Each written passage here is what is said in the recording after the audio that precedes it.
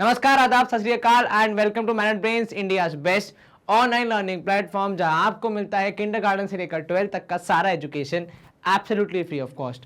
आप हमारे साथ पढ़ सकते हैं किसी भी चैप्टर को, किसी भी क्वेश्चन को, किसी भी टॉपिक को, किसी भी अमेजिंग फैक्ट को एकदम absolutely free of cost from kindergarten to 12th। कोई सा भी सेशन देखिए, कितनी भी बार देखिए, कितने भी सेशन देखिए, आपको कुछ भी पे करने की ज़रूरत नहीं है। और हमारे सेशंस को न सिर्फ आप यूट्यूब पे बल्कि हमारी वेबसाइट या फिर हमारी ऐप से भी देख सकते हैं।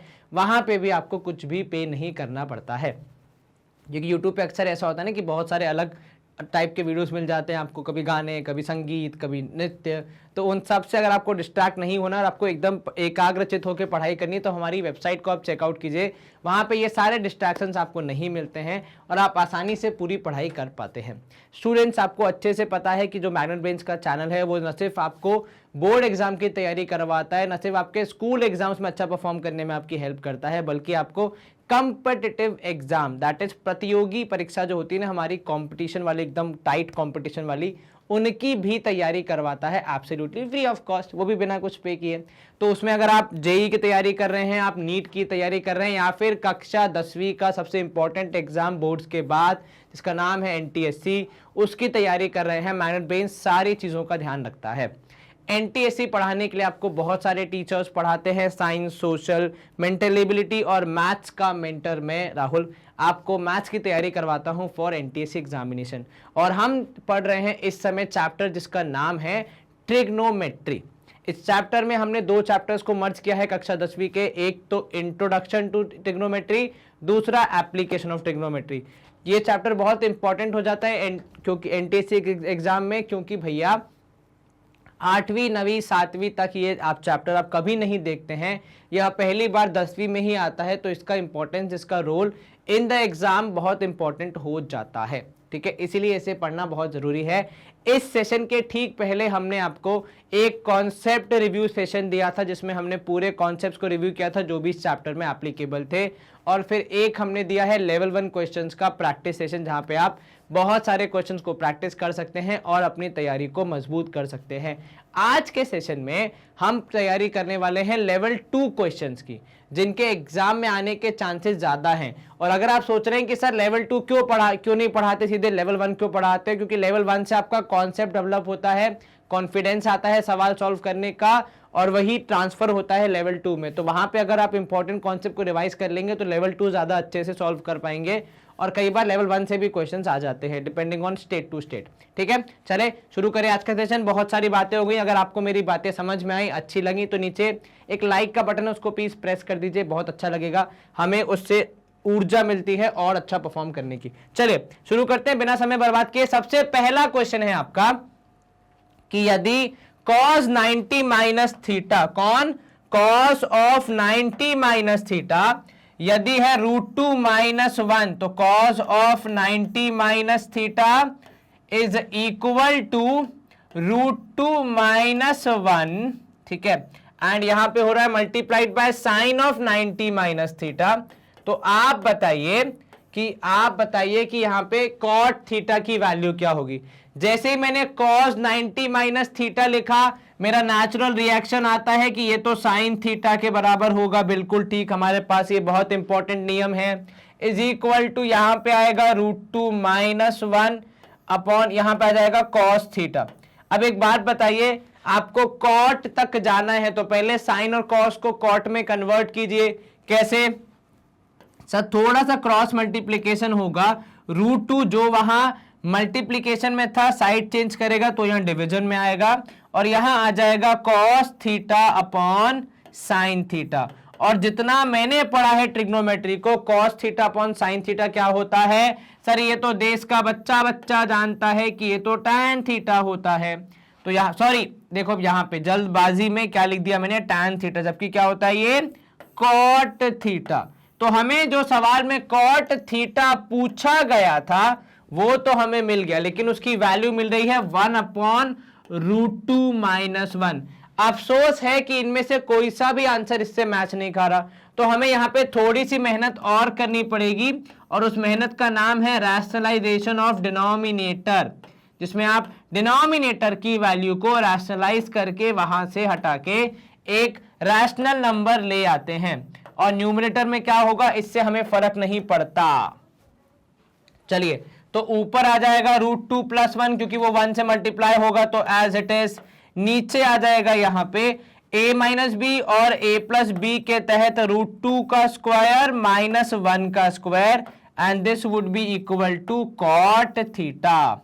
ठीक है, ऊपर √2 + 1, नीचे √2 का स्क्वायर 2, 1 का स्क्वायर 1, 2 - 1 जो कि होता है कितना सर, ये हो जाएगा कॉट थीटा के बराबर। अब 2 - 1 तो होता है 1, तो √2 + 1/1 मतलब √2 + 1 होगा आपका आंसर, जो कि है ऑप्शन बी।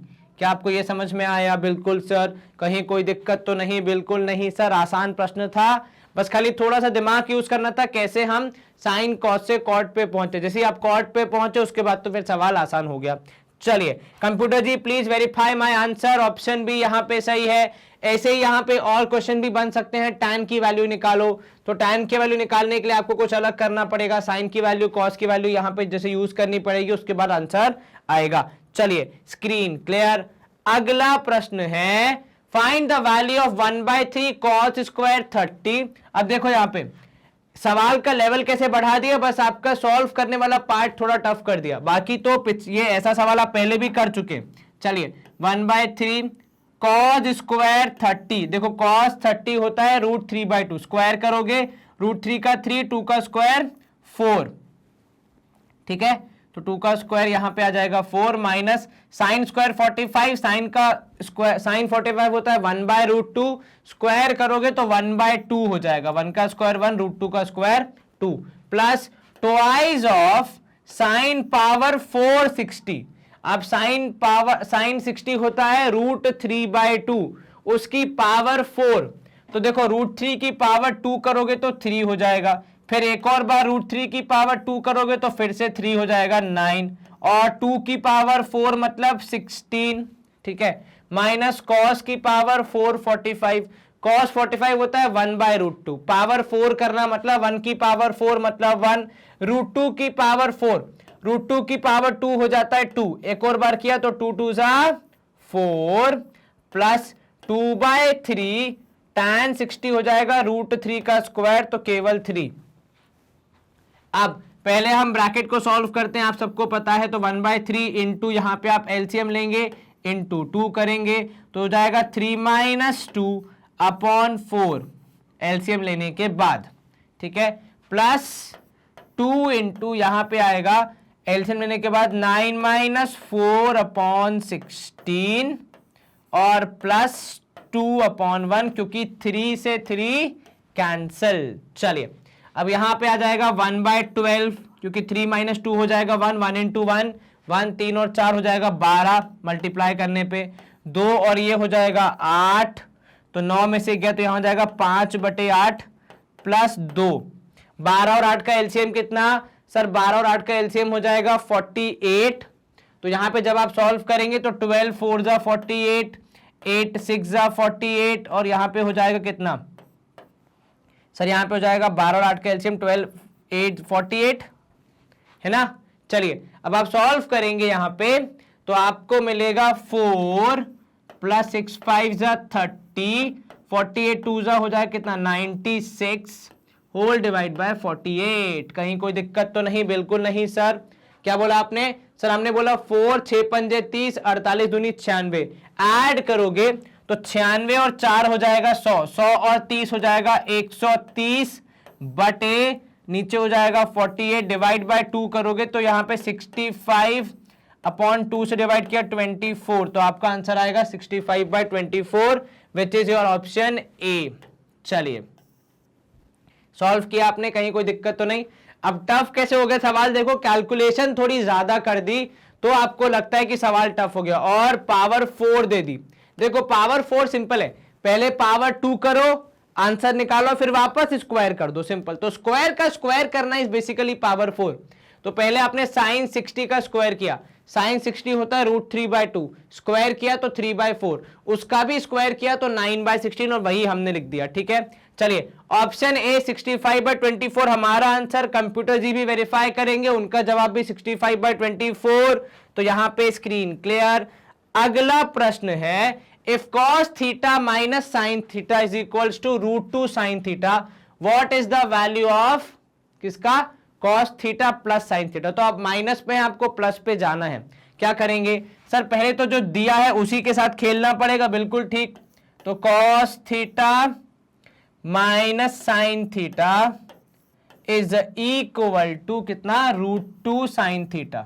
चलिए अब यहां पे अगर आप सॉल्व करने का प्रयास करें तो आपको प्लस चाहिए, प्लस कैसे लाया जाएगा, अब तो सर उसको सॉल्व करने के लिए हम यहां पे करते हैं दोनों का स्क्वायर, तो इस तरफ का भी स्क्वायर और इस तरफ का भी स्क्वायर, शायद हमें कुछ हेल्प हो जाए।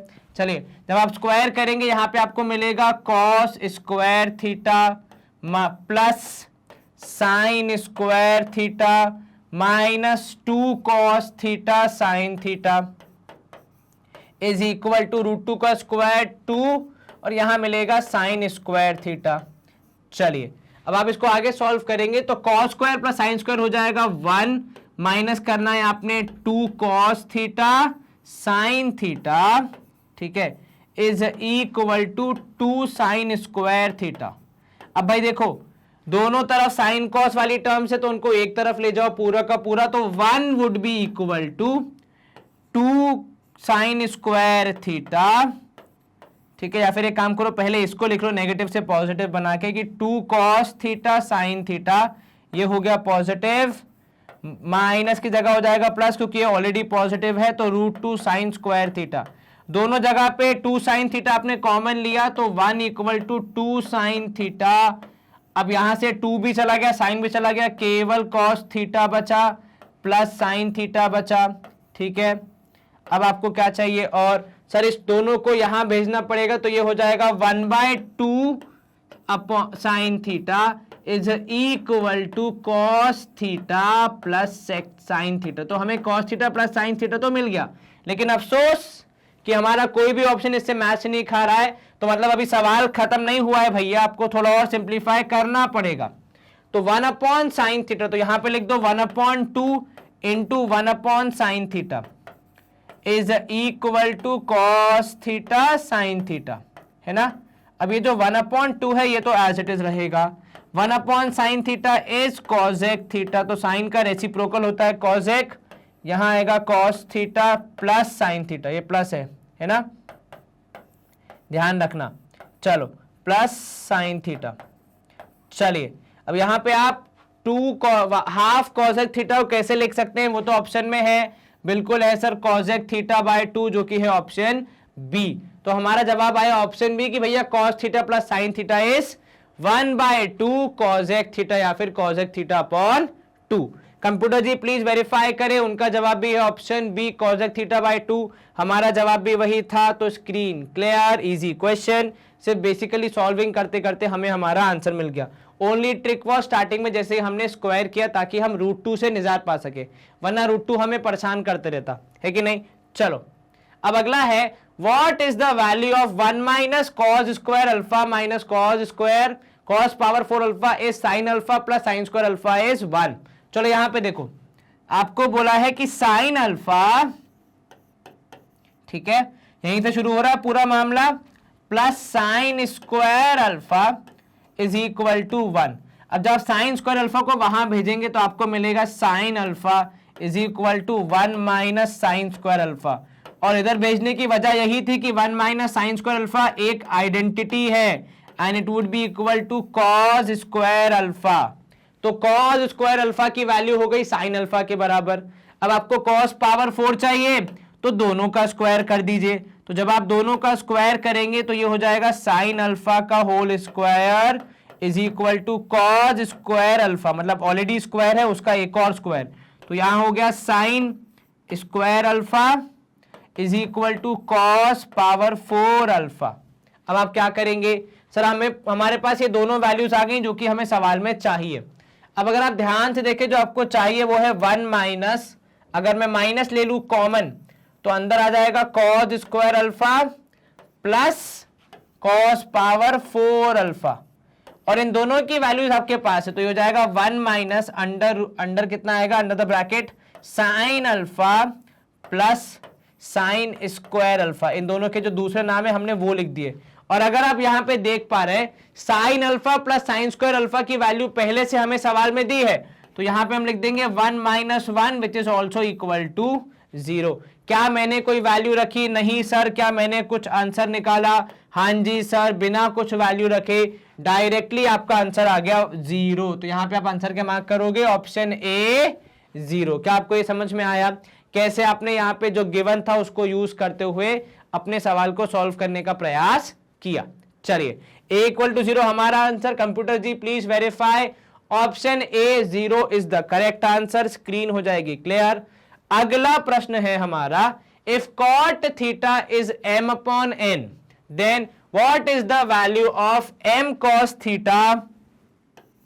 क्या बोला आपको? m cos theta minus m sin theta minus n sin theta whole upon, ठीक है, whole upon m cos theta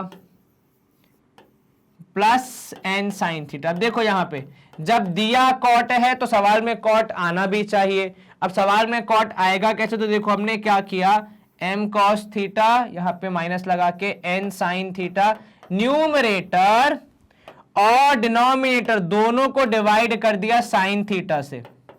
ठीक है, तो जब आप डिवाइड कर रहे हैं सिंगल वैल्यू से तो डिवीजन अलग अलग हो सकता है। होल डिवाइड बाय यहां पे आप करोगे कितना सर? यहां पे था m cos theta upon sine m cos theta plus n sin theta whole divide by, यहां पे भी डिवीजन किससे होगा? यहां पे भी डिवीजन होगा साइन थीटा और यहां पे भी साइन थीटा। अब देखो चीजें कैंसिल तो हो ही सकती हैं, तो यहां पे साइन से साइन कैंसिल हो जाएगा, कॉस और साइन आपस में सॉल्व कर लेंगे अपना झगड़ा, तो उनकी वैल्यू हो जाएगी यहां पे कितनी सर? वो हो जाएगी m cot थीटा, क्योंकि कॉस अपॉन साइन होता है कॉट थीटा, तो m cot theta minus n upon m cot theta plus n। तो जो हमें गिवन था हम उसी के आसपास पहुंच गए, बस अब वैल्यू रखना है और आंसर निकालना है।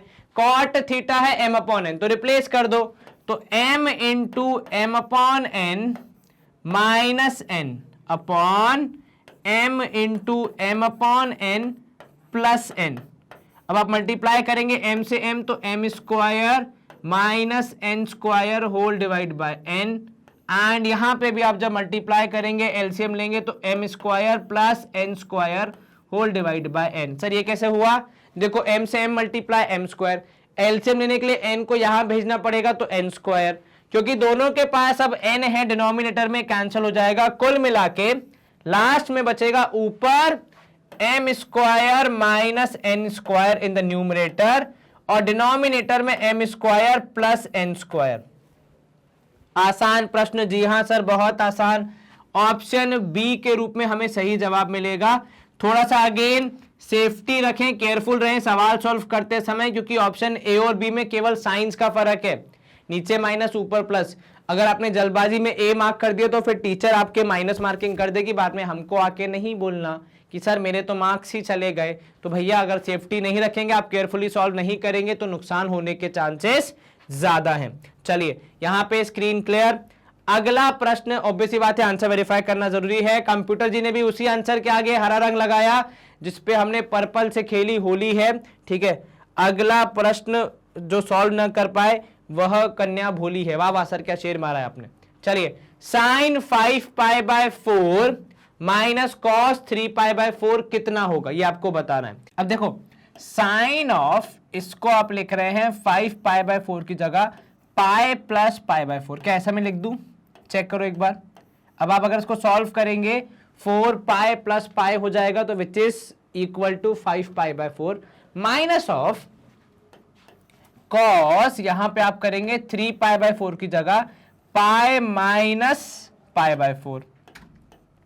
इसको भी आप करके देख लीजिए, ये 3 पाई बाय 4 आएगा। अब पाई मतलब होता है 180 डिग्री। जब भी आप एंगल को 180 से माइनस करेंगे आपका जो रेशियो है वो चेंज नहीं होता, तो ये हो जाएगा साइन ऑफ। अब सवाल ये है माइनस होगा कि प्लस होगा, तो प्लस होगा क्योंकि भैया पाई बाय 4 है, यहां पे 180 से जुड़ा हुआ है, पॉजिटिव है। Minus cos of pi minus pi by 4 मतलब हो जाएगा सेकंड क्वाड्रेंट, ठीक है। सेकंड क्वाड्रेंट में कॉस होता है नेगेटिव, तो ये हो जाएगा माइनस ऑफ कितना, सर हो जाएगा minus of cos pi by 4, ठीक है। और अगर मैं ऐसे याद रखूं तो एक और चीज जो मुझे यहां पे करेक्ट करनी है वो ये हो जाएगी कि भैया जो साइन होता है वो ये भी थर्ड क्वाड्रेंट में, तो ये भी minus of sine pi by 4 होगा, ठीक है। फिर से सर ये आपने क्या किया, यहां पे देखो पाई का मतलब होता है 180, जब भी आप 180 के तहत एंगल्स को चेंज करते हैं तो जैसे 90 में एंगल चेंज हो जाते हैं 180 में चेंज नहीं होते। याद है हमने वो बॉक्स बनाया था जिसमें सारे एंगल लिखे थे, तो 180 से प्लस करो या 180 से माइनस करो, आपके एंगल चेंज नहीं होते, रेशियो चेंज नहीं होते, साइन का साइन रहता है, कॉस का कॉस रहता है, लेकिन क्वाड्रेंट चेक करना पड़ता है पॉजिटिव होगा कि नेगेटिव होगा। Sine pi plus pi by 4 मतलब थर्ड क्वाड्रेंट, साइन नेगेटिव तो यहां पे आ जाएगा माइनस साइन। इस तरफ cos pi minus pi by 4 तो कॉस का कॉस ही रहा, पाई बाय 4 रहा, पाई माइनस पाई बाय 4 मतलब सेकंड क्वाड्रेंट, सेकंड क्वाड्रेंट में कॉस होता है नेगेटिव तो आपने माइनस लगा दिया, ठीक है। अब यहां पे minus of sine pi by 4 मतलब बेसिकली साइन 45, यहां पे माइनस माइनस प्लस तो यहां हो जाएगा कॉस 45, साइन 45 इज 1/√2, लेकिन यहां माइनस साइन है, यहां पे प्लस और ये 1/√2 प्लस माइनस माइनस आंसर आ जाएगा आपका 0 विच इज ऑप्शन ए। क्या कोई दिक्कत यहां पे? बिल्कुल नहीं सर, आराम से हो गया सॉल्व। यस सर, कोई समस्या नहीं आई है। क्या किया आपने? पाई बाय 4 को यूज किया, पाई को यूज किया, एंगल्स को चेंज किया, रेशियो को एडजस्ट किया, माइनस प्लस का ध्यान रखते हुए अपना आंसर बता दिया। आंसर कितना आया? 0। कंप्यूटर जी प्लीज वेरीफाई करें, तो ऑप्शन ए 0 हमारा आंसर होगा। 90 में रेशियो चेंज होता है, रिवर्स हो जाता है, उल्टा हो जाता है। 180 में रेशियो चेंज नहीं होता, साइन का साइन रहता है, कॉस का कॉस रहता है। अगला प्रश्न है यहां पे question number 7, if tan a plus b is equal to √3 and cos a is equal to 1 then angle b कितना होगा? तो tan of a plus b दिया है आपको √3 के बराबर। tan की कौन सी वैल्यू होती है √3 के बराबर? तो सर tan 30 होता है 1/√3, tan 45 होता है 1 और tan 60 होता है √3, तो यहां पे हो जाएगा tan 60। tan से tan cancel, a plus B की वैल्यू हो जाएगी √3 के बराबर। और अगर हम दूसरी तरफ देखें तो अकेले a दिया है तो उसकी मदद से हम b की वैल्यू निकाल सकते हैं। अब यहां देखिएगा √3 मतलब सॉरी a प्लस बी कितना हो जाएगा? tan से tan cancel, a plus B हो गया 60 के बराबर। cos a is equal to 1। cos की कौन सी वैल्यू होती है 1 के बराबर? तो सबसे पहली वैल्यू cos 0 डिग्री होती है 1, तो a की वैल्यू आ गई 0। अब a की वैल्यू 0 आई, यहां से a प्लस बी की वैल्यू है 60, तो क्लियरली b की वैल्यू कितनी होनी चाहिए? 60 के बराबर, तभी तो यह वाली इक्वेशन सेटिस्फाई होगी, वरना कैसे a प्लस बी 60 होगा जब a अकेले 0 है? b को 60 होना पड़ेगा, वरना a प्लस बी जोड़ने पे 60 नहीं आएगा, कुछ और आता। ठीक है, चलिए आसान प्रश्न, इजी था, बस यहाँ पे क्या ट्रिक थी, कैसे आपने √3 और 1 को यूज करके a और b में से b की वैल्यू पता लगाई। Computer ji please verify, option D 60 हमारा आंसर यहाँ पे आ गया है। Screen clear. नया क्वेश्चन, क्वेश्चन नंबर 8 है आपका कि sec 5a is equal to cosec a plus 30। अच्छा सवाल है। sec 5a is equal to cosec, ठीक है, a प्लस 30, और आपको a की वैल्यू फाइंड करनी है। देखो अगर ये sec और cosec नहीं होते तो हमारा काम कितना आसान हो जाता। बिल्कुल यस सर, आपने सही कहा। अब यहां पे मुझे एक बात बताओ, क्या मैं इस sec 5a को ऐसे लिख सकता हूं कि cosec 90 माइनस 5a? सर आपने ऐसा क्यों लिखा? क्योंकि देखो cosec 90 माइनस 5a करने पे ही sec 5a मिलेगा, तो आपको इसका उल्टा फंक्शन जरूर आना चाहिए कि cosec 90 माइनस थीटा था, 90 माइनस थीटा में फंक्शन चेंज हो जाता है, cosec का sec हो जाएगा, तो 90 माइनस 5a का 5a एंगल बचेगा, तो ये हो जाएगा cosec equal to cosec of a plus 30। अब दोनों तरफ क्योंकि सेम ही रेशियो है, सेम ही फंक्शन है, तो आप कैंसल कर सकते हैं। cosec से cosec कैंसल, यहां आपको मिलेगा 90 minus 5a is equal to a plus 30। आप इसको सॉल्व करेंगे, 30 यहां जाएगा तो 90 में से 30 माइनस और 5a वहां जाएगा तो प्लस हो जाएगा। अब 90 में से 30 माइनस तो 60 इक्वल टू 6a, तो 60/6 is the value of a। आपने डिवाइड किया, a की वैल्यू आ जाएगी 10। कितनी आ जाएगी a की value? 10 is the value of a। ठीक है, चलो 10 is the value of a, मतलब ऑप्शन यहां पे आ जाएगा a। कोई समझ में आया आपको? बिल्कुल सर, कहीं कोई दिक्कत तो नहीं? बिल्कुल नहीं सर, आसान था। यहां पे सबसे इंपॉर्टेंट क्या था? जो ये 90 माइनस थीटा वाला लॉजिक होता है उसे उल्टा यूज करना। ठीक है, जैसे हमें 5a दिया था, वहां से उल्टा आ गए कॉजेक पे 90 माइनस 5a के बराबर। ठीक है, चलिए अब यहां पे आप क्या करेंगे? कंप्यूटर जी से वेरीफाई करवाएंगे। उनका जवाब भी है ऑप्शन ए, हमारा जवाब भी ऑप्शन ए। Screen clear.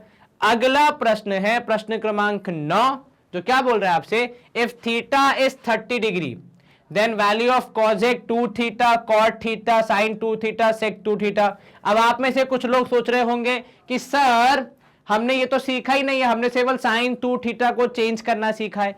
मत सीखो ना, आपके पास थीटा की वैल्यू है 30, तो मुझे बता दो 2 थीटा कितना हो जाएगा? सर दोनों तरफ 2 का मल्टीप्लाई करेंगे तो 60 डिग्री।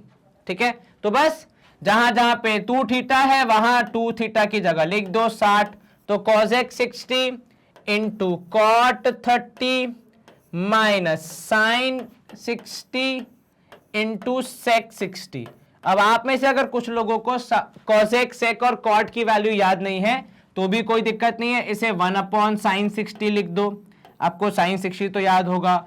इसे लिख दो आप 1/tan 30, ये भी आपको याद होना चाहिए क्योंकि साइन और टैन और कॉस तो सबको याद ही होता है। sin 60 एज इट इज, यहां पे लिख दो 1/ कितना cos 30, क्योंकि सेक का उल्टा कितना होता है? cos होता है। देखो उल्टा बहुत तरीके से, एक 90 माइनस थीटा से भी उल्टा होता है और एक यहाँ पे रेसिप्रोकल वाला भी उल्टा होता है, पर कहने का तरीका लगभग वही होता है हर इंसान का। चलिए साइन 60 होता है वैसे तो √3/2, पर यहाँ पे उल्टा करना है तो 2/√3 इंटू tan 30 होता है कितना 1/√3, लेकिन आपको उल्टा करना है तो ये हो जाएगा √3/1 माइनस साइन 60 इज √3/2। अब cos 60 होता है कितना 1/2, उल्टा करोगे तो सर 2/1। तो यहां पे भी भैया देखो दोनों तरफ √3 से √3 कैंसिल, यहाँ 2 से 2 कैंसिल, यहाँ बच गया 2, यहाँ बच गया √3, तो आपका जवाब आया 2 minus √3 which is option C. तो अब क्या करोगे सर? ऑप्शन सी को हम यहाँ पे हाईलाइट करेंगे और 2 माइनस √3 को अपना जवाब मानते हुए कंप्यूटर जी से अनुरोध करेंगे कि भैया इसको चेक करें। तो mic testing 1 2 3 checking, hello hello, आवाज आ रही है? कंप्यूटर जी प्लीज चेक करके बताएं। तो ऑप्शन सी 2 माइनस √3 हमारा भी सही, कंप्यूटर जी ने भी वही बात कही और इसी के साथ स्क्रीन क्लियर। अगला प्रश्न है प्रश्न क्रमांक 10, क्या बोल रहा है? यदि cos थीटा है -1/2, ठीक है, एंड cot थीटा है 1/√3, then value of sine theta would be कितना? अब यहां देखिए आपसे क्या बोला जा रहा है? आपसे बोला जा रहा है cos थीटा इज, ध्यान देना भैया, -1/2, ठीक है, और जो cot है, ठीक है, वो भी है कितना -1/√3। अब देखो यहां पे दोनों चीजें नेगेटिव है, cos भी नेगेटिव और यहां पे cot भी नेगेटिव। ऐसा कौन सा क्वाड्रेंट है जहां पे दोनों वैल्यूज नेगेटिव होती हैं? पहले हम ये जांच कर लें। सर इसमें ऑल पॉजिटिव, इसमें साइन पॉजिटिव, इसमें टैन पॉजिटिव, इसमें कॉस पॉजिटिव, दोनों नेगेटिव होते हैं सेकंड क्वाड्रेंट में। यहां पे कॉस भी नेगेटिव और कॉट भी नेगेटिव। सर लेकिन यहां तो लिखा नहीं है कि, यहां पे लिखा है साइन पॉजिटिव, मतलब बाकी सारे नेगेटिव। अगर यहां पे मैं देखूं तो टैन और कॉट दोनों पॉजिटिव, मतलब एक नेगेटिव एक पॉजिटिव होता तो हम बोलते, पर यहां के हिसाब से आप क्या बोलोगे कि साइन कहां पे लाई कर रहा है? सेकंड क्वाड्रेंट में, अर्थात sine has to be positive. क्या होना चाहिए साइन को? साइन पॉजिटिव रहेगा। चलिए तो जो भी वैल्यूज आए हमें साइन कैसा लेना है? पॉजिटिव लेना है। अब यहां से अगर आप देखें, देखिए cos थीटा है -1/2, तो मतलब आपको चाहिए साइन थीटा निकालने के लिए परपेंडिकुलर, बेस और हाइट। तो पर हाइट सॉरी h आ जाएगा हाइपोटेन्यूज, जो कि यहां पे है 2। cos थीटा मतलब बेस हो जाएगा -1, ठीक है। cot होता है सर कॉट भी होता है, यहां पे हम देखेंगे तो -1, क्योंकि इसी से ले रहे हैं, कॉट होता है बेस अपॉन परपेंडिकुलर, tan का उल्टा, तो परपेंडिकुलर हो जाएगा √3। देखो -1 मैच हो रहा, मतलब आप सही जा रहे थे, ठीक है। चलिए अब साइन थीटा होता है परपेंडिकुलर, दैट इज √3/2, और क्योंकि सेकंड क्वाड्रेंट में तो हम पहले ही बोल चुके हैं साइन पॉजिटिव होगा, हमारे लिए भी यहां पे अगर आप देखें ध्यान से तो साइन कैसा है, पॉजिटिव है। क्या आपको ये समझ में आया? बिल्कुल सर, कहीं कोई दिक्कत तो नहीं? बिल्कुल नहीं सर। आंसर आया √3/2 विच इज ऑप्शन डी। एक बार हम हाईलाइट करके कंप्यूटर जी से वेरीफाई करवा लेते हैं कि क्या उनका जवाब भी यही है। तो √3/2 ऑप्शन डी हमारा आंसर, वही कंप्यूटर जी का भी कहना बिल्कुल ठीक है। चलिए बहुत बढ़िया कंप्यूटर जी, आप यहाँ पे लेंगे विश्राम और हम मूव करेंगे नेक्स्ट क्वेश्चन पे, जहां पे हमें सॉल्व करना है, कंप्यूटर जी को विश्राम लेना है। अब यहाँ पे देखिए sec 7π/3, तो यहाँ पे आप सॉल्व करेंगे sec ऑफ 7π/3, तो यहाँ पे हो जाएगा sec ऑफ 7π/3। अब यहाँ देखें 7π/3 मतलब हो जाएगा, यहाँ पे अगर इसको हम ब्रेक करें तो 2π + π/3, ठीक है। 2π मतलब होता है 360 डिग्री, मतलब आपने एक चक्र पूरा कंप्लीट कर लिया। तो 0 से स्टार्ट करके 90 गए, 90 से 180 आए, 180 से 270 गए और 270 से आ गए आप 360 पे, ठीक है।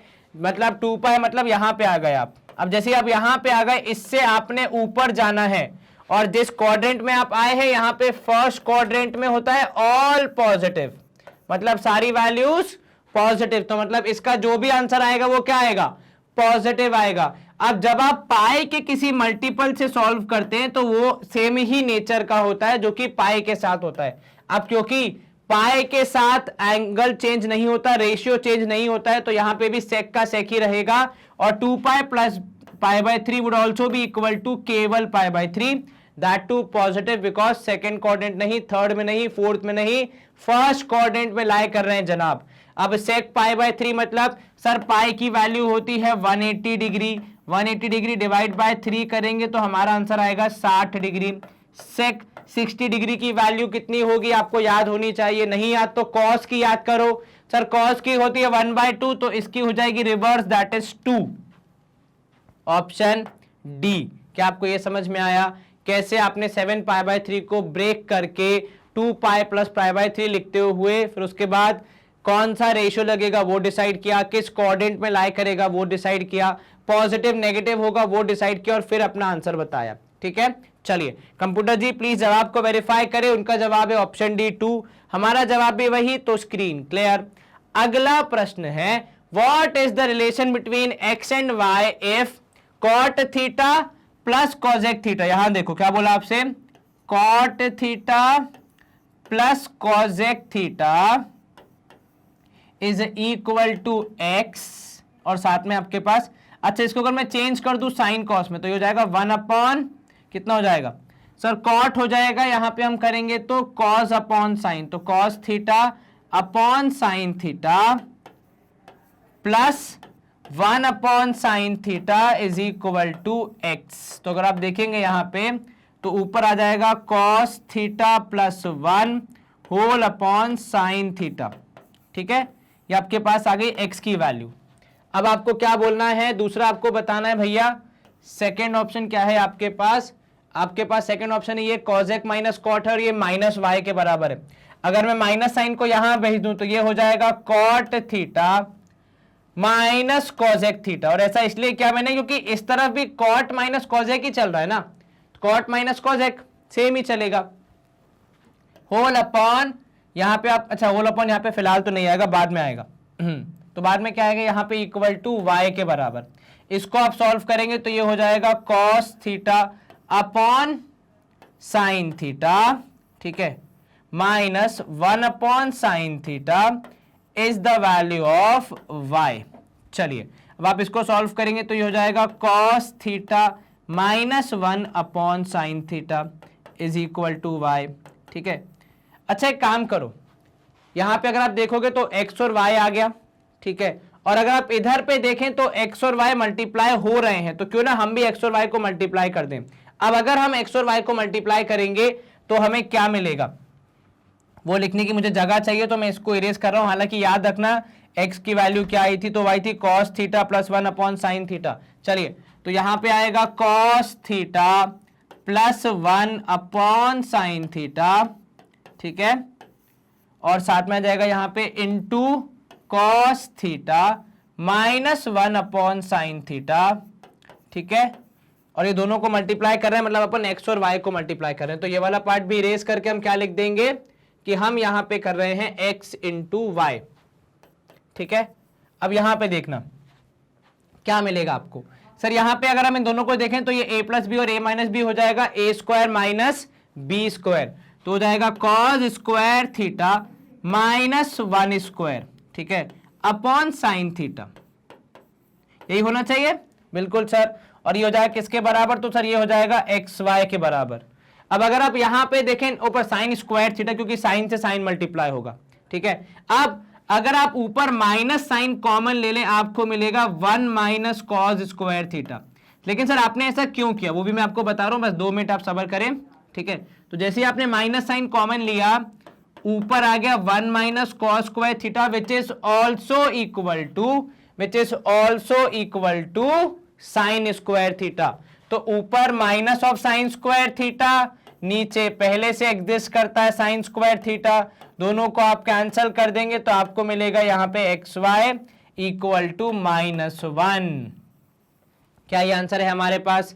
बिल्कुल है सर, कि एक्स वाई को मल्टीप्लाई करने पे -1 आएगा, ऑप्शन डी। ये समझ में आपको, देखिए कैसे हमने बेसिक सिंपल कैलकुलेशन करते हुए पहले माइनस साइन को डाइजेस्ट करवाया, फिर उनको मल्टीप्लाई किया, क्योंकि हमें ऑप्शन में दिख रहा था एक्स और वाई को मल्टीप्लाई करना ही है, तो हमने एक्स और वाई को मल्टीप्लाई किया, सॉल्व किया, थोड़ा सिंप्लीफाई किया, थोड़ा सा यहाँ पे माइनस साइन कॉमन लिया, जो कि थोड़ा ट्रिकी था, पर आपको समझ में आ रहा होगा।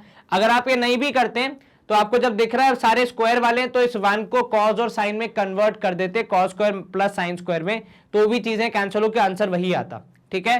तो कुल मिला के आया कि एक्स वाई को मल्टीप्लाई करने पे -1 आएगा, हमने भी वही लिखा है, ऑप्शन डी। कंप्यूटर जी वेरीफाई करेंगे, उनका जवाब भी है ऑप्शन डी, तो मतलब यहां पे स्क्रीन हो जाएगी क्लियर। अगला प्रश्न है, if 2 cos square alpha -1 is equal to 0, alpha lies in third quadrant, then value of sine alpha into tan alpha कितनी होगी? चलिए सबसे पहले तो यहां देखें, आपको बोला जा रहा है कि 2 cos स्क्वायर अल्फा, क्या बोला आपको?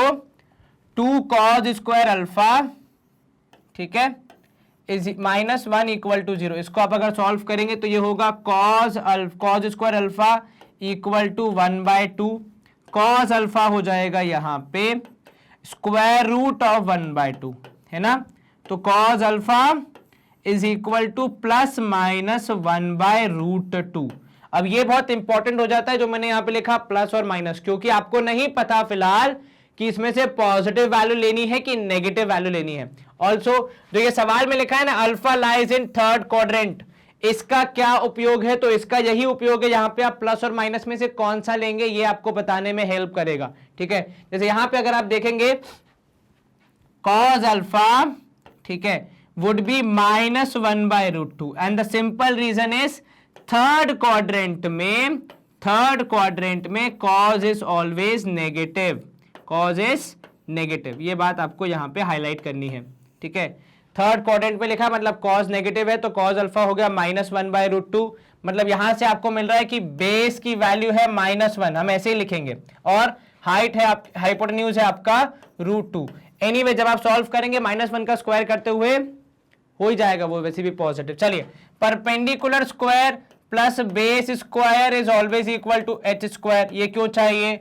अब सर अगर साइन अल्फा और टेन अल्फा निकालना है तो परपेंडिकुलर तो चाहिए होगा। चलिए, परपेंडिकुलर का square plus 1 is equal to √2 का स्क्वायर मतलब 2, तो यहां पे हो जाएगा p square equal to 2 - 1, p की वैल्यू हो जाएगी यहां p स्क्वायर हो जाएगा 1, तो p की वैल्यू आएगी या तो प्लस या तो -1, ठीक है। अब दोनों में से कौन सी वैल्यू ली जाएगी तो वो आपको यहां पे देखना पड़ेगा। जैसे फॉर एग्जांपल यहां पे अगर आप साइन की वैल्यू निकाल रहे हैं तो साइन अल्फा मतलब सर थर्ड क्वाड्रेंट में अल्फा मतलब साइन नेगेटिव, तो आपको -1 पिक करना पड़ेगा, तो -1/√2। वही टैन अल्फा थर्ड क्वाड्रेंट में पॉजिटिव होता है तो आप वैल्यू क्या पुट करेंगे, +1। तो यहां पे हो जाएगा +1 अपॉन, नहीं या दोनों की आप माइनस ही लोगे बिकॉज साइन इज नेगेटिव, तो -1 अपॉन -1, तो भी आंसर कितना आएगा, 1 ही आएगा पॉजिटिव। tan वैसे भी पॉजिटिव आना ही है, ठीक है। चलिए तो P हो जाएगा यहाँ पे -1, तो आपका साइन आ गया नेगेटिव -1/√2 और tan आ जाएगा +1। अगेन थर्ड क्वाड्रेंट में tan पॉजिटिव होता है, चाहे कुछ भी हो जाए, tan पॉजिटिव ही रहेगा थर्ड क्वाड्रेंट में। साइन और tan की वैल्यू आ गई, अब आप दोनों को मल्टीप्लाई करना है आपने, तो जब आप दोनों को मल्टीप्लाई करेंगे sin alpha into tan alpha करने पे आपको कितना मिलेगा, तो सर यहां पे होगा -1/√2 into 1 which is also equal to -1/√2। कौन सा option, option D, option B, sorry. क्या आपने ये मार्क किया, बिल्कुल सर। इंपॉर्टेंट चीजें क्या थी यहाँ पे, कैसे आपने cos2 cos स्क्वायर -1 से आपने निकाला cos की वैल्यू, फिर उसमें वहां पे नेगेटिव पॉजिटिव चूज करने के लिए आपने क्वाड्रेंट के बारे में दी हुई जानकारी को यूज किया, उसके बाद पाइथागोरस यूज करके आपने परपेंडिकुलर निकाला और उसके बाद फिर अपना फाइनल आंसर बताया -1/√2। कंप्यूटर जी प्लीज वेरीफाई करें, उनका जवाब भी है ऑप्शन बी -1/√2, हमारा जवाब भी सेम। स्क्रीन क्लियर, और मूव करेंगे नए क्वेश्चन की तरफ। अब नया क्वेश्चन है हमारा, देखो क्या बोल रहा है कि 2 पोल है आपके पास, ठीक है, 2 पोल जिनके बारे में क्या दिया आपको जानकारी कि सर इनकी हाइट्स हैं 15√3 और 20√3 मीटर, और एक ग्राउंड पे ऐसा पॉइंट है जहां पे दोनों पोल्स, बोथ द पोल्स क्या बना रहे हैं, 60 डिग्री का एंगल बना रहे हैं, ठीक है। अक्सर आपने जितने सवाल सॉल्व किए होंगे उसमें एक तरफ 60, एक तरफ 30, एक तरफ 60, एक तरफ 45 ऐसा बनता होगा। यहां थोड़ा अलग मामला है, एक पोल है 20√3 मीटर का, दूसरा पोल थोड़ा छोटा है 15√3 मीटर का, ठीक है। इनके बीच का एक पॉइंट है जिसपे दोनों का एंगल कितना है, 60 डिग्री ये बना रहा है और 60 ही डिग्री ये जनाब भी बना रहे हैं, ठीक है। चलिए तो ये हो गया 15√3 और ये हो गया 20√3। आपको क्या पता लगाना है, आपको बताना है गैप, तो ये पूरा पार्ट पता लगाना है। तो मैं इसको बोल दिया x, इस तरफ वाले को बोल दिया y, और जब आप गैप की बात करेंगे तो आपको पूरा x + y पता लगाना पड़ेगा। आसान, बिल्कुल सर, ट्राई करते हैं। चलिए सबसे पहले हम इस तरफ वाले ट्राइंगल को देखते हैं। भाई देखो बेस और हाइपोटेन्यूज को कंपेयर कर रहे हो तो P/B ही लगेगा, मतलब tan थीटा, ठीक है। तो tan of 60 is equal to P की जगह आपने लिखा 15√3 और यहां पे B की जगह लिखेंगे आप x, तो x हो जाएगा यहां पे tan√3 होता है केवल √3 is equal to 15√3 upon x, cross multiply करेंगे, x ऊपर √3 नीचे कितना बचेगा आपके पास, सर x की वैल्यू यहां पे आ जाएगी √3 कैंसल, केवल 15। अब दूसरी तरफ उस तरफ वाले में क्या है भैया, वहां पे भी सर tan थीटा ही होगा क्योंकि वहां भी आप परपेंडिकुलर और बेस को कंपेयर कर रहे हैं, तो वहां पे हो जाएगा tan 60 is equal to, perpendicular की जगह हो जाएगा 20√3, बेस की जगह y, √3 is the value of tan 60, तो ये भी हो जाएगा 20√3 अपॉन y, y की वैल्यू 20√3 अपॉन √3 मतलब सॉल्व करके आएगी y की वैल्यू 20। एक तरफ x 15, दूसरी तरफ y 20, दोनों को जोड़ देंगे तो दोनों बिल्डिंग के बीच का गैप निकल के आ जाएगा, तो 15 + 20 जोड़ के हो जाएगा 35। तो आपका आंसर क्या आएगा, 35 मीटर्स इज द गैप, जो कि है ऑप्शन सी। समझ में आया, कहीं कोई दिक्कत तो नहीं, बिल्कुल नहीं सर, आसान प्रश्न था, कोई दिक्कत नहीं है। कंप्यूटर जी प्लीज वेरीफाई करें, ऑप्शन सी 35 हमारा आंसर भी है, कंप्यूटर जी का भी है। Screen clear. अब नया क्वेश्चन हमारे पास क्या आ गया है, अ ladder which rest against a mirror wall make 60 degree angle with the ground, ठीक है। लैडर का ग्राउंड से क्या एंगल है, 60 डिग्री का, और और वो किस पे रुकी है, तो वो रुकी है भैया एक वॉल पे, ठीक है। तो ये आपकी वॉल है ये आपकी लैडर आ गई, उसका ग्राउंड से एंगल कितना बोला भैया उन्होंने, 60 डिग्री, ठीक है। अब with the ground and its top is 6√3 feet above the ground, तो ये जो टॉप है ये ग्राउंड से 6√3 फीट ऊपर है। अब आपसे क्या बोल रहा है, the foot of the ladder is moved away from the wall along with ground with its angle with the ground becomes 45 degree. तो आपने क्या किया, अपने लैडर को मूव किया और अब लैडर को आप पीछे लेके जाएंगे तो ऑब्वियस सी बात है वो थोड़ा गिरेगी, तो आपका एंगल जो है वो 60 की जगह अब कितना हो गया, अब वो हो गया है 45 डिग्री। ठीक है, ध्यान रखना यहां पे कहना क्या चाह रहा है सवाल कि अब एंगल हो गया 45 डिग्री। ठीक है, अब आपसे क्या बोल रहा है, how much is the distance by which the ladder moved along the ground. आपको ये दूरी बतानी है जिसकी वजह से आपका जो एंगल है वो 45 डिग्री हो गया। ठीक है, अब देखो यहां पे क्या करेंगे, देखो जो कॉमन चीज है वो है लैडर, तो हम पहले प्रयास करेंगे किसी तरीके से हम लैडर की लंबाई निकाल पाए। ठीक है, उसके बाद हम आगे की चीज को सॉल्व करेंगे। चलो यहां देखो, सबसे पहले आप यहां पे क्या करोगे सर, यहां पे अगर हम देखेंगे तो हमारे पास यहां पे अब हो जाएगा सबसे पहले sin 60, ठीक है, which is perpendicular upon hypotenuse. तो sin 60 मतलब यहां पे हो जाएगा कितना सर, sin 60 होता है √3/2, √3/2। परपेंडिकुलर आपका सामने है बिल्कुल जो कि है 6√3 और h आपने पता करना है, √3 से √3 कैंसिल, h की वैल्यू आ गई 12, 6 दूनी 12, मतलब जो लैडर है उसकी लंबाई है 12, चाहे आप यहां पे रख लें चाहे आप इधर पे रख लें। और मैं एक काम करो, ये वाली दूरी भी निकाल लेता हूं, ये वाली दूरी कौन सी है, तो ये लैडर के इनिशियल पॉइंट की दूरी है दीवार से। ठीक है, वो कैसे निकलेगा, तो सर वो हो जाएगा यहां पे tan, तो tan 60 इज 6√3, ठीक है, अपॉन यहां पे आएगा y which is the base, तो tan 60 होता है √3, यहां पे आया 6√3 अपॉन y, √3 से √3 कैंसल, y की वैल्यू आ गई 6। ठीक है, अब आ जाओ नए ट्राइंगल पे। ठीक है, उसमें क्या हो रहा है, तो सर वहां पे 2-3 चीजें हो रही है, ये दूरी है आपकी 6। ठीक है, अब लैडर जो है 12, ठीक है, एंगल है 45, तो क्या हम नीचे वाली दूरी निकाल सकते हैं, बिल्कुल निकाल सकते हैं सर नए ट्राइंगल में। तो उसके लिए हम यहां पे लिख रहे हैं, जो नया ट्राइंगल है उसमें ये हो गया हाइपोटेन्यूज, क्योंकि लैडर की लेंथ तो फिक्स है 12, और नीचे आ गया x+6, तो वो हो गया बेस। तो यहां पे आप यूज करोगे cos 45 इज इक्वल टू कितना, x+6, that is your perpendicular, that is your base upon hypotenuse, that is कितना 12। cos 45 कितना होता है सर, वो होता है 1/√2, तो it is the value of x+6 upon 12। आप 12 करोगे तो आपको मिलेगा 12 इज इक्वल टू कितना, 12/√2 sorry, is equal to x+6। अब आप इसको सॉल्व करेंगे तो ये हो जाएगा 12√2 upon 2 after rationalization minus 6 is equal to x, cancel करेंगे आप यहां पे 6 आ जाएगा, 6 कॉमन लेंगे तो अंदर आएगा √2 - 1, तो x की वैल्यू मतलब नया डिस्टेंस कितना, 6 इंटू √2 - 1। चलिए क्या क्या किया आपने, तो सर जो पहले वाली जानकारी दी गई थी दैट इज लैडर की कितनी लंबाई है, लैडर का जो टॉप है वो जमीन से कितना दूर है, उस हाइट को यूज करके हमने सबसे पहले लैडर की लंबाई निकाली, उसके बाद उस लैडर के एंडिंग पॉइंट, लास्ट वाले पॉइंट की जमीन से कितनी दूरी है, दीवार से कितनी दूरी है वो निकाला।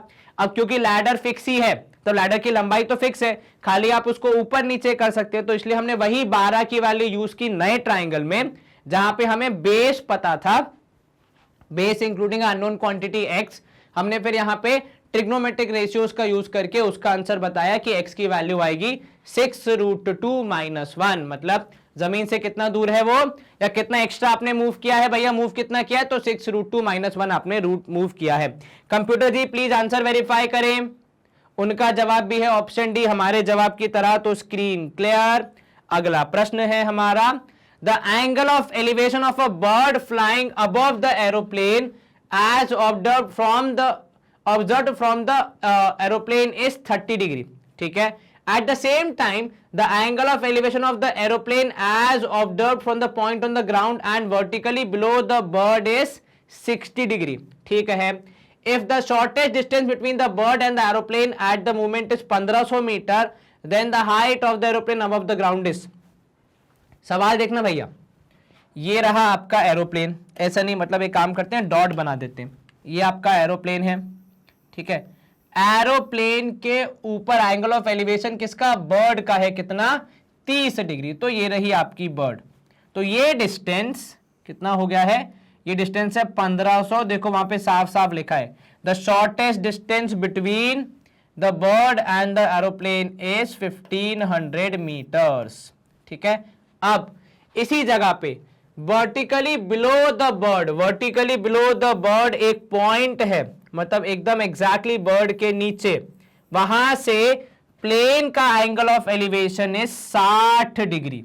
तो ये रहा आपका प्लेन, उसका एंगल ऑफ एलिवेशन कितना है, 60 डिग्री है, ठीक है। चलिए आपने क्या बताना है, आपने बताना है ये एंगल है 30 डिग्री, तो आपने क्या बताना है, you have to tell height of the plane. अब कैसे निकालोगे, देखो सबसे पहले ऊपर वाला ट्राइंगल, वहां पे आप रेशियो यूज करके ये वाली वैल्यू निकालोगे x। What is this, this is the distance which would be then transferred here, because ये दोनों बराबर होंगे। उसके बाद इस 60 का यूज करके आप आसानी से हाइट निकाल सकते हैं, कोई दिक्कत नहीं आएगी। चलिए तो आपने यहां पे लिखा, देखो बेस और हाइपोटेन्यूज चाहिए, तो cos 30 would be equal to x upon 1500, ठीक है। आपने क्या निकाला, बेस और हाइपोटेन्यूज यूज कर रहे हैं आप, तो cos 30 would be x upon 1500, base upon hypotenuse, cos 30 की value 1/2 is equal to x upon 1500। तो x की वैल्यू यहां पे कितनी आएगी, 1500 बटे 2 मतलब 750, ठीक है। यही 750 जो आया हमारा अभी ऊपर वाले ट्राइंगल में, वो एग्जैक्टली नीचे ट्रांसफर हो जाएगा। और नीचे आप क्या यूज कर रहे हैं, परपेंडिकुलर और बेस यूज कर रहे हैं केवल। तो आप यहां पे बोलेंगे tan 60 is equal to perpendicular upon base. tan 60 की वैल्यू होती है √3, तो tan 60 की जगह आप लिखेंगे √3। परपेंडिकुलर मतलब आपको हाइट निकालनी है प्लेन की जमीन से, बेस आपको दिया है 750, तो आप केवल क्रॉस मल्टीप्लाई कर देंगे 750, √3 is the perpendicular distance, that is plane की हाइट फ्रॉम द ग्राउंड। अब √3 की वैल्यू 1.7 होती है, इनके साथ किसी के साथ आप मल्टीप्लाई करेंगे तो फिर आपका आंसर कितना आएगा, सर हमारा आंसर आएगा यहां पे नन ऑफ दीज, क्योंकि बाकी सारे वैल्यूज तो मैच ही नहीं कर रहे हमारे आंसर से, ठीक है। तो आपका आंसर आया नन ऑफ दीज। एक बार आपने चेक कर लिया, tan 60 इज √3, तो आपने यहाँ पे वैल्यू पुट की 760 इंटू √3 करेंगे आप, तो आपका आंसर यही आएगा। अब आप जानबूझ के √3 से √3 मल्टीप्लाई करेंगे ऊपर नीचे, तो वो अननेसेसरी क्या होगा, टाइम वेस्ट होगा आपका। तो हमारे हिसाब से आपका जवाब आ रहा है नन ऑफ दीज।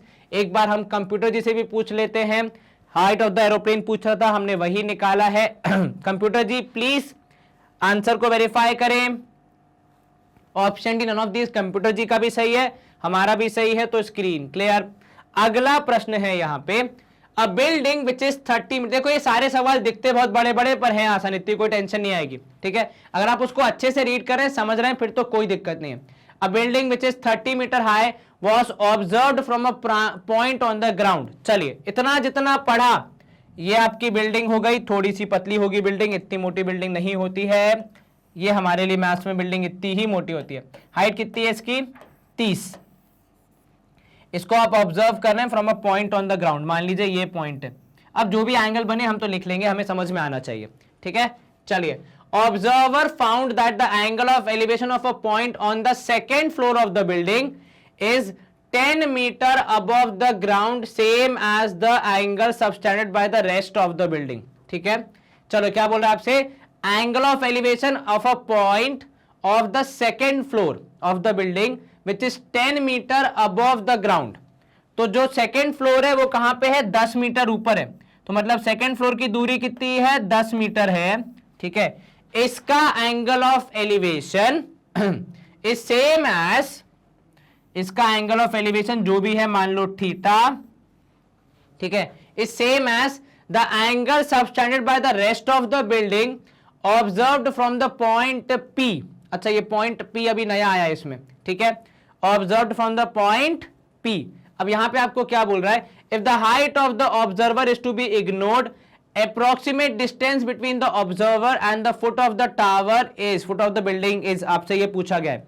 अगर आप यहां पे इग्नोर कर दें उसकी हाइट को, किसकी हाइट को, ऑब्जर्वर की, तो आप बताइए कि कितना होगा आपका यहां पे डिस्टेंस बिटवीन, क्या बोला आपसे, distance between observer and the foot of the building. चलिए अब यहां पे एक बार हम दोबारा पढ़ लेते हैं, कुछ चीजें मिस ना हुई हो। 30 मीटर की ऊंची बिल्डिंग है, सबसे इंपॉर्टेंट तो यही है, the angle of elevation of a point on the second floor of the building which is 10 metre above the ground same as the angle subtended by the rest of the building above the point P।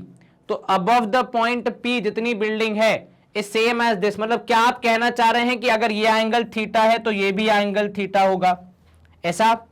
अगर ऐसा है तो चलिए check कर लेते हैं, हो सकता है हमारा जवाब हमें मिल जाए कि ये हो जाएगा। और आपको क्या बताना है, आपको बताना है ये कितनी दूरी है, इसको आपको तय करना है कितना होगा। चलिए आइए देखते हैं कैसे सॉल्व करेंगे इसको।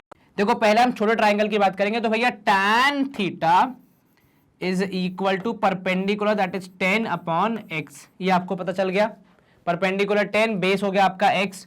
दूसरी तरफ जो है आपके जनाब वो है tan 2 थीटा, है ना, क्योंकि 2 है वहां पे, थीटा प्लस थीटा कितना हो जाएगा भाई 2 थीटा, उसकी वैल्यू कितनी, तो सर वो पूरा हो जाएगा 30 अपॉन नीचे आ जाएगा x। अब यहां पे एक तरफ थीटा है एक तरफ 2 थीटा है, आपको tan 2 थीटा को ब्रेक करना पड़ेगा, वो कितना होता है, तो सर वो होता है 2 tan theta upon 1 minus tan square theta. इसको यूज करते हुए हम इस पूरे सवाल को सॉल्व करेंगे और x की वैल्यू ज्ञात करेंगे, और जैसे ही x की वैल्यू आएगी वो हमारा आंसर। सबसे इंपॉर्टेंट क्या था यहाँ पे, वो जो एंगल को हमने नेमिंग किया सवाल को पढ़ के कि इतना थीटा है तो ऊपर वाला पार्ट भी थीटा होगा, ठीक है। चलिए 2 इंटू tan अपॉन x, ठीक है, और यहां हो जाएगा 1 माइनस tan का स्क्वायर, मतलब यहाँ पे tan स्क्वायर बोला तो tan का square 100 upon x square is equal to 30 upon x। पहले इस तरफ का पूरा हम लोग सॉल्व कर लेंगे, उसके बाद वहां जाएंगे वरना गड़बड़ हो जाएगी। 2 इंटू 10 हो जाएगा कितना, तो सर 20 अपॉन x। नीचे आपने लिया एलसीएम, तो यहाँ पे मैं ऐसे लिख रहा हूं, देखो जगह कम है थोड़ी सी, तो इसलिए थोड़ा सा मैनेज करेंगे हम कि यहां हो गया 20 upon x whole divide by कितना होगा सर, एलसीएम लेने के बाद x square minus 100 upon x square is equal to 30 upon x।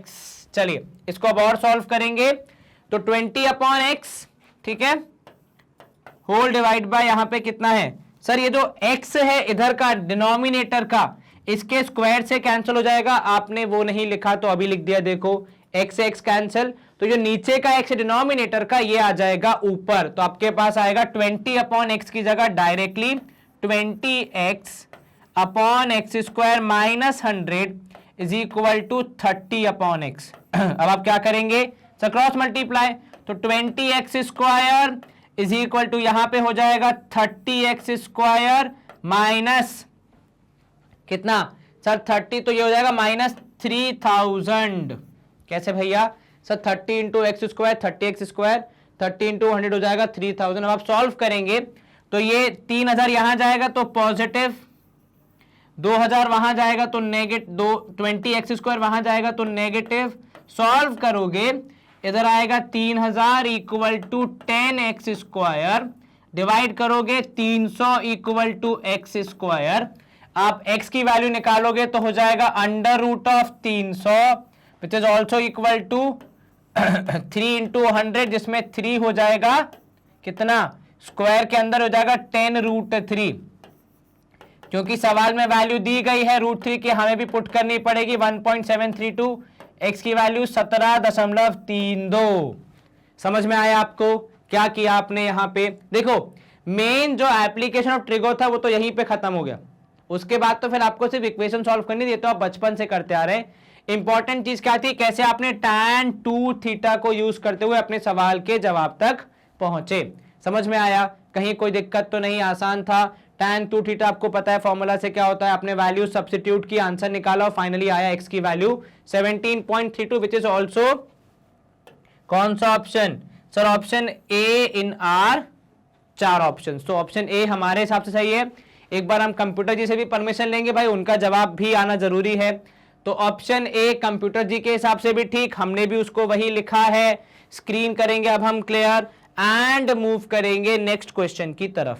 अब सवाल नंबर 18 है, A cat saw a rat when it was exactly at the middle of the vertical tower. At that moment, the angle of elevation as observed by the cat was 30 degree. ठीक है, तो ये एक vertical tower है। ठीक है, मान लो ये रहा आपका वर्टिकल टावर, थोड़ा सा पतला बनेगा हर बार की तरह, इसको हम इरेज करेंगे। तो ये है आपका वर्टिकल टावर, इसके एग्जैक्टली मिडिल में है रैट।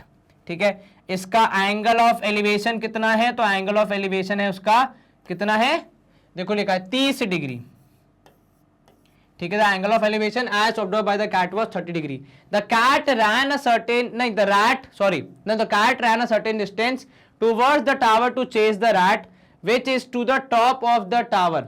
ठीक है, if the cat which is now 20 meters away from the foot of the tower finds the angle of elevation of the rat to be 60 degree, what is the distance cat ran? चलो अब आपने क्या किया, इन्होंने प्रयास किया कि भैया ये जो आदरणीय चूहे जी हैं इन्हें पकड़ा जाए, तो ये थोड़ा सा दौड़ी।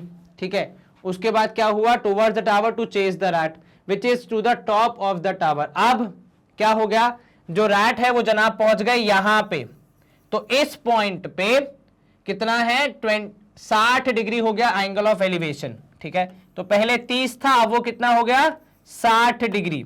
और उनकी दूरी बताइए, which is now 20 metres away from the foot of the tower. तो फुट ऑफ द टावर से कितना दूर है, 20 मीटर। ठीक है, आपने क्या बताना है, आपने बताना है कितना डिस्टेंस कैट मैडम ने रन किया। तो भैया कैट मैडम यहां शुरू हुई थी, ये रहा एक्स डिस्टेंस, इनको कवर करना है। चलिए, और गिवन दैट कि वो मिड पॉइंट है, तो मतलब आप चाहें तो इसको आप लिख सकते हैं यहां पे पूरे को 2y। ठीक है, और ये वाला पॉइंट कितना हो जाएगा, केवल y के बराबर, क्योंकि मिड पॉइंट है। ठीक है, ये काफी हेल्प करेगा हमें।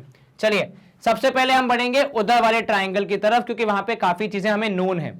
अगर आप वहां पे देखेंगे तो tan 60 would be equal to 2y upon 20।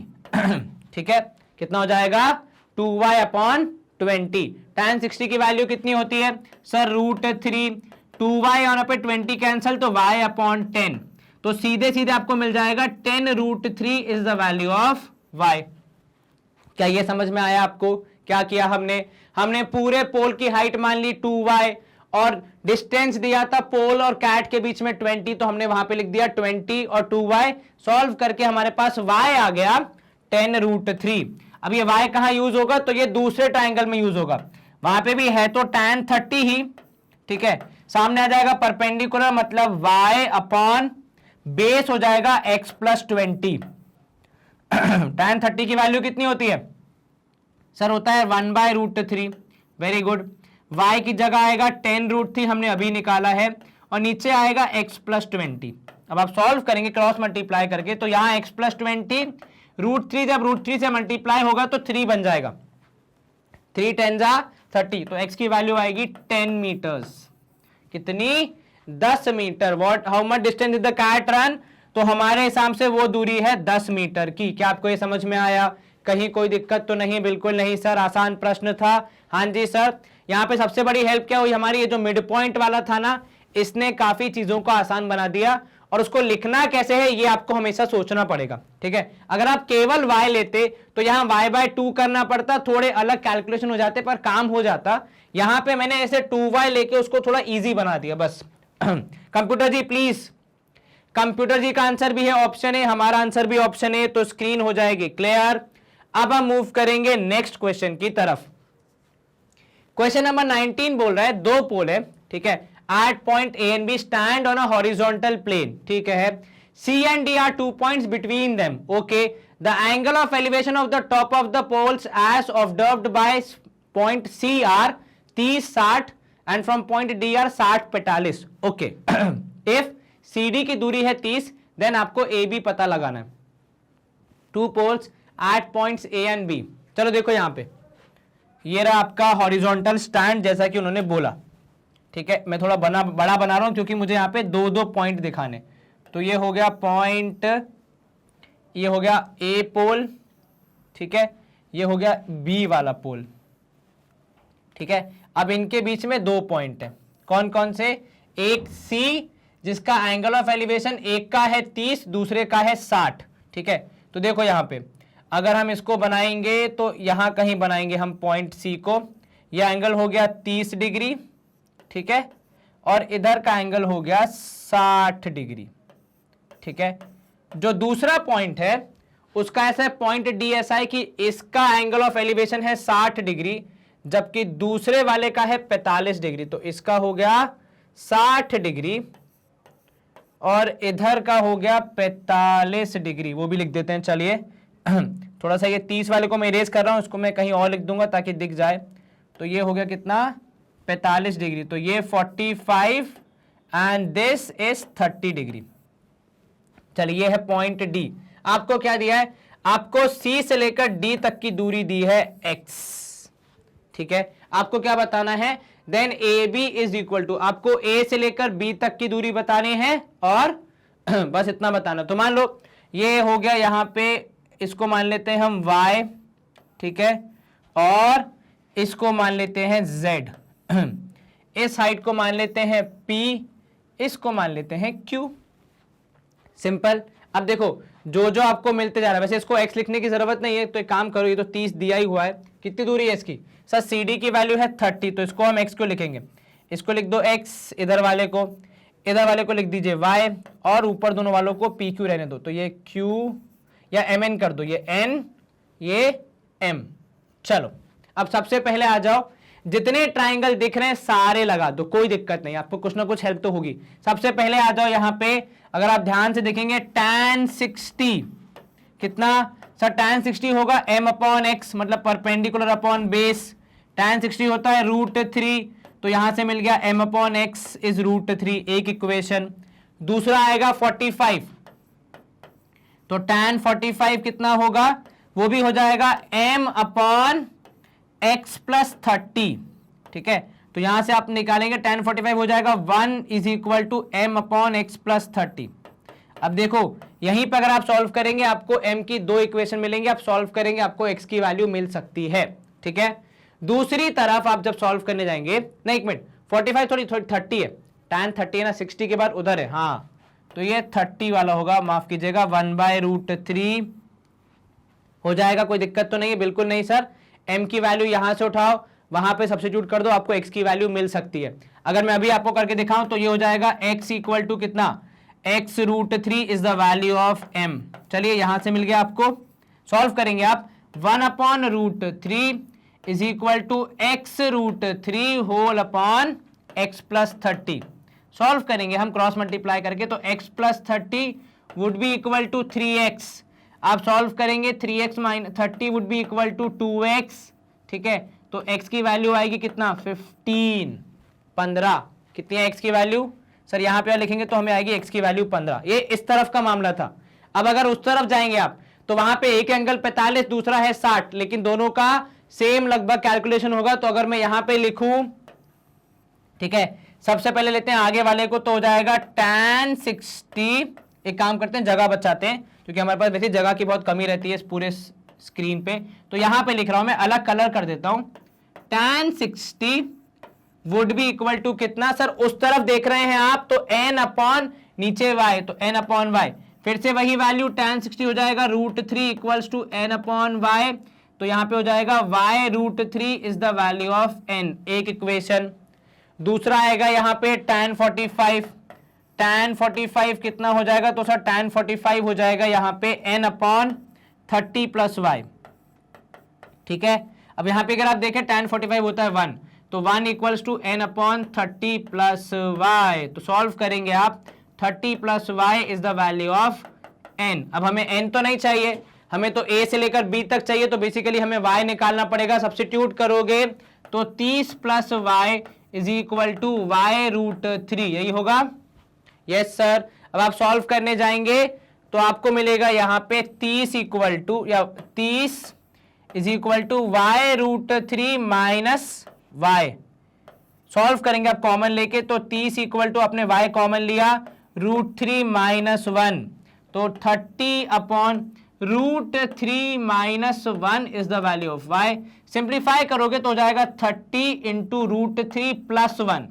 क्या किया आपने, सर इसे कहते हैं इंग्लिश में रैशनलाइज करना डिनोमिनेटर को। तो √3 + 1 नीचे भी हो जाएगा, √3 - 1 इंटू √3 + 1 मतलब 3 - 1 दैट इज 2। तो y की वैल्यू सॉल्व करके आएगी 3 - 1 आए, यहां पे आएगा 2 से कैंसिल करने के बाद 15 √3 + 1। चलिए तो y की वैल्यू आई 15 √3 + 1। तीन वैल्यूज एक 15, एक हो गया 30, एक यहां पे अगर आप मल्टीप्लाई कर देंगे तो 15 √3 और एक और 15। ठीक है, ये चार वैल्यूज आ रही है। सबको ऐड करोगे 60 + 15 √3। अगर आप 15 ले लेंगे कॉमन तो आपके पास बचेगा 4 + √3। ऑप्शन है क्या? बिल्कुल है सर। कौन सा ऑप्शन है सर? ऑप्शन ए है सर, 4 + √3 इंटू 15। हमने भी वही निकाला। तो यहां पे देखो, आपने पहले दो ट्राइंगल को पकड़ा, उनको सॉल्व किया, एक वैल्यू आई, फिर दूसरे दोनों को सॉल्व किया, दूसरी वैल्यू आई, उसके बाद सबको ऐड करके फाइनल निकालो तो आपका आंसर आया कितना?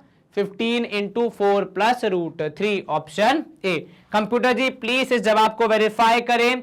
उनका जवाब भी है ऑप्शन ए, हमारा जवाब भी ऑप्शन ए था। तो हम करेंगे यहां पे स्क्रीन को क्लियर एंड नया क्वेश्चन।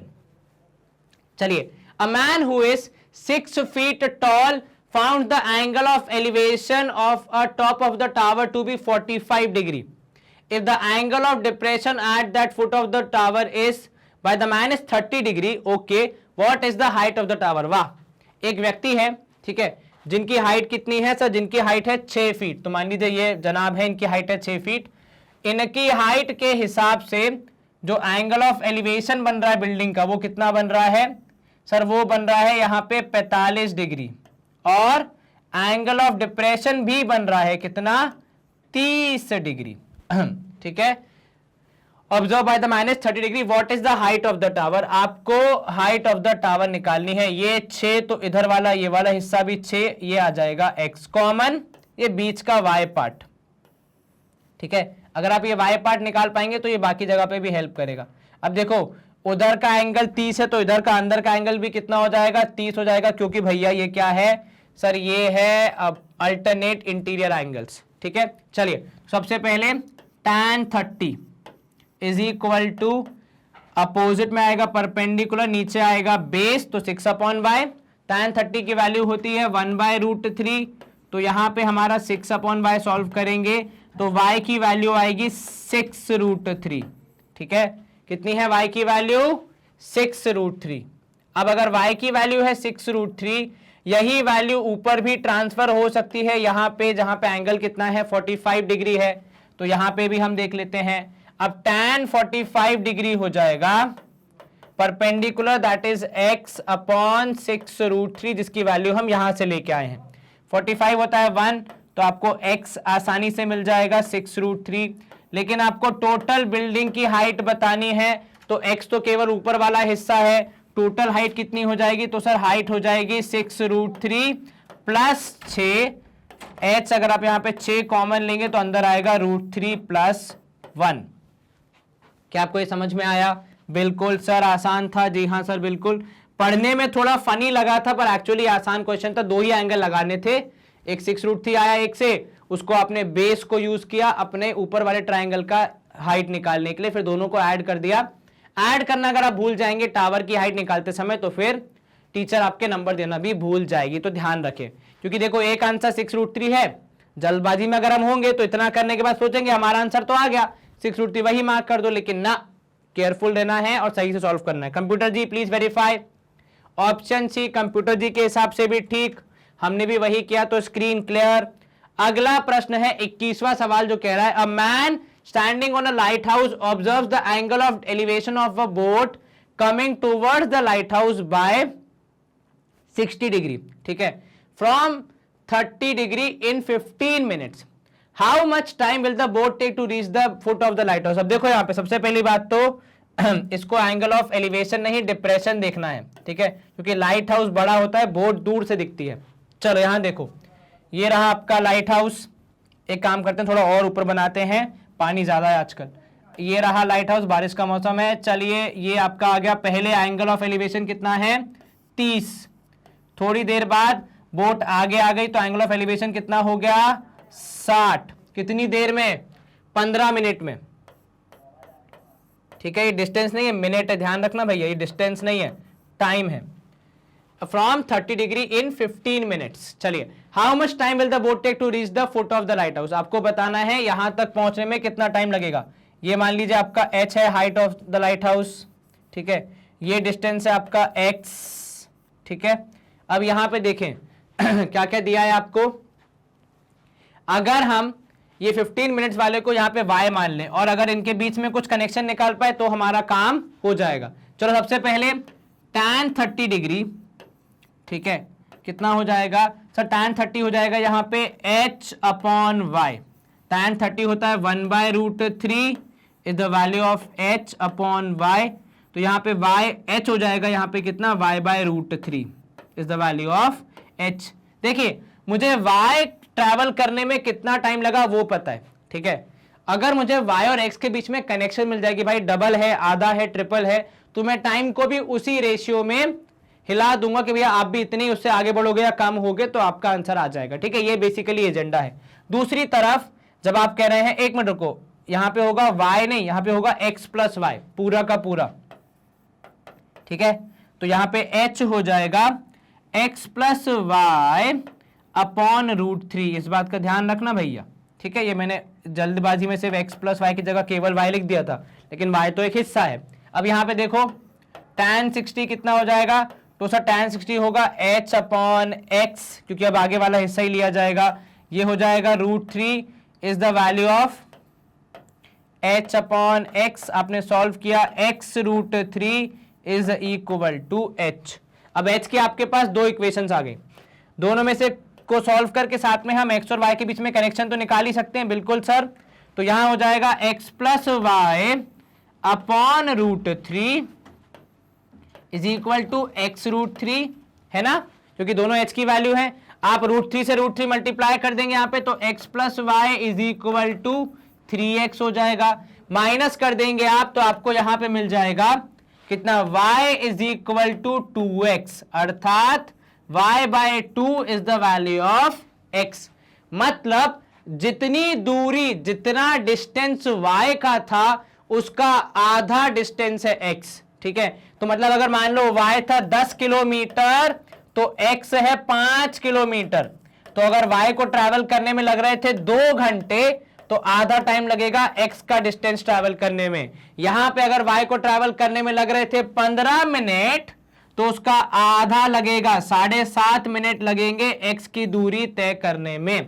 क्या आपको ये समझ में आया मैं क्या कह रहा हूं आपसे? जी हाँ सर, बिल्कुल समझ में आ गया। तो यहां पे आपका जवाब है option B 7.5 minutes. Computer ji please verify करें।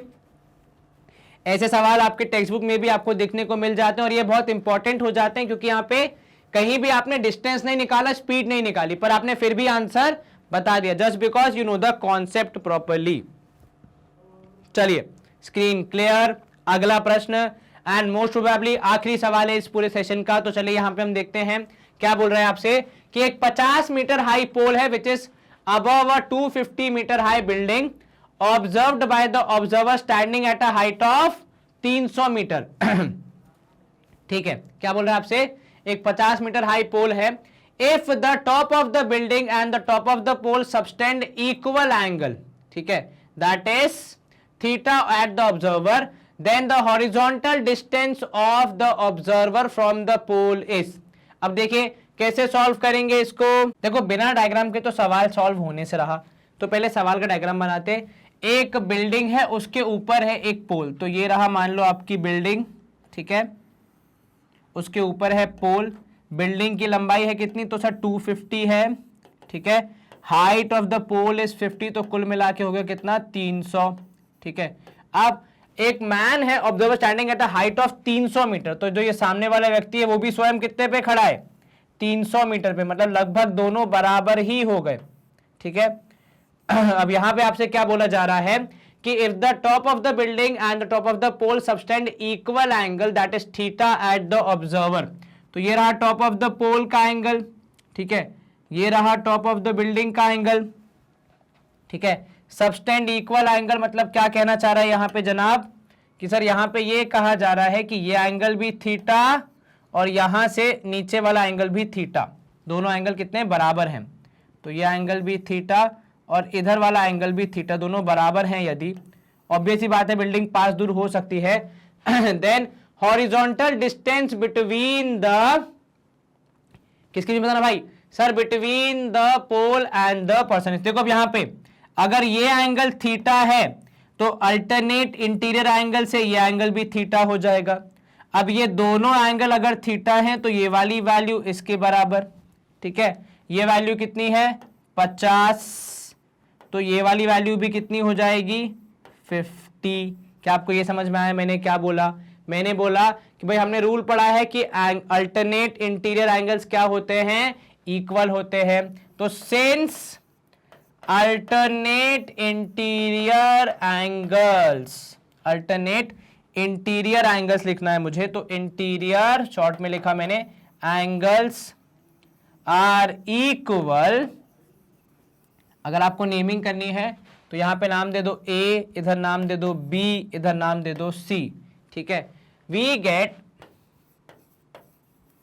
क्या मिला हमें कि एंगल बी ए सी, ठीक है, is equal to angle B C A because they both are theta के बराबर, ठीक है। इसका मतलब A B would be equal to B C because they are what, sides opposite to equal angle, ठीक है। ये एक सवाल जिसमें पूरा हम लिख रहे हैं, वैसे आंसर तो आ जाएगा, हमें मिल ही गया लगभग।